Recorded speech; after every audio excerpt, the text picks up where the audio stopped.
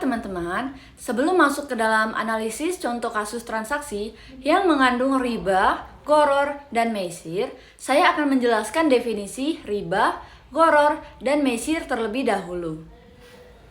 Riba dalam Islam dipahami sebagai tambahan yang muncul dari suatu transaksi, baik dalam bentuk pinjaman maupun jual beli yang tidak dibenarkan oleh syariah.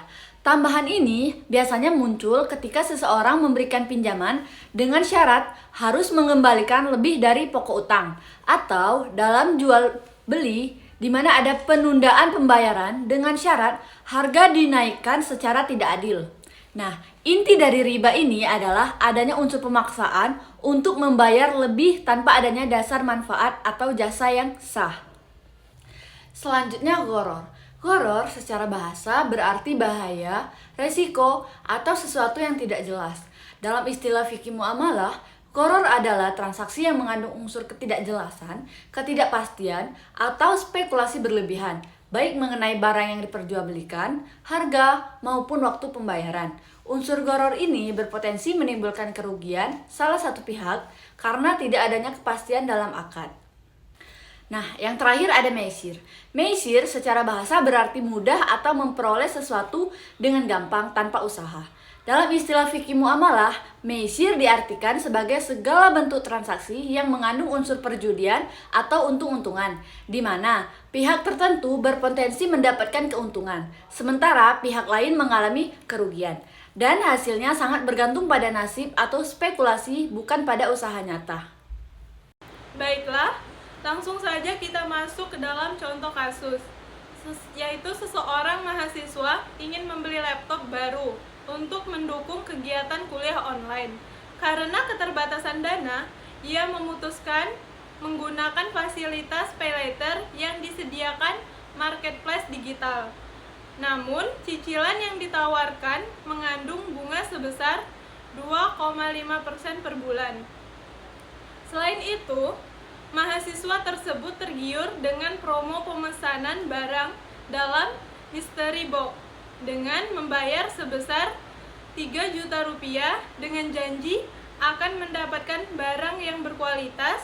Tidak hanya itu, marketplace juga menawarkan permainan spin swell berbayar sebesar 10.000 untuk berkesempatan memperoleh potongan cicilan hingga 50% jika beruntung. Dari contoh kasus ini, beberapa akad syariah yang dapat digunakan sebagai solusi dalam pemecahan masalah. Yang pertama, yaitu akad murabahah. Akad murabahah adalah salah satu bentuk akad jual beli dalam Islam, di mana penjualan menyebutkan harga pokok barang dan menambahkan margin keuntungan yang disepakati bersama dengan pembeli. Selanjutnya, ada akad salam. Akad salam adalah akad jual beli dalam Islam, di mana pembayaran dilakukan di muka secara penuh, sedangkan penyerahan barang dilakukan di kemudian hari sesuai waktu yang telah disepakati. Yang terakhir adalah akad jualah. Akad dalam Islam berupa janji pemberian imbalan atau ijrat tertentu dari seseorang kepada pihak lain atas sesuatu pekerjaan atau jasa yang hasilnya sesuai dengan target yang diinginkan. Setelah menganalisis masalah yang muncul, kemudian kita harus mencari solusi akad syariah apa yang bisa dipakai untuk menyelesaikan permasalahan tersebut, yaitu dengan mengganti praktik yang dilarang menjadi bentuk akad syariah yang sesuai dengan syariat Islam. Yang pertama, cicilan pay later dengan bunga 2,5% per bulan dapat diganti dengan akad murabahah, atau jual beli dengan harga pokok ditambah margin keuntungan yang sudah disepakati sejak awal, sehingga tidak menimbulkan riba. Misalnya, laptop seharga 3 juta rupiah dijual dengan harga cicilan 3.300.000 rupiah selama 12 bulan secara tetap tanpa tambahan bunga.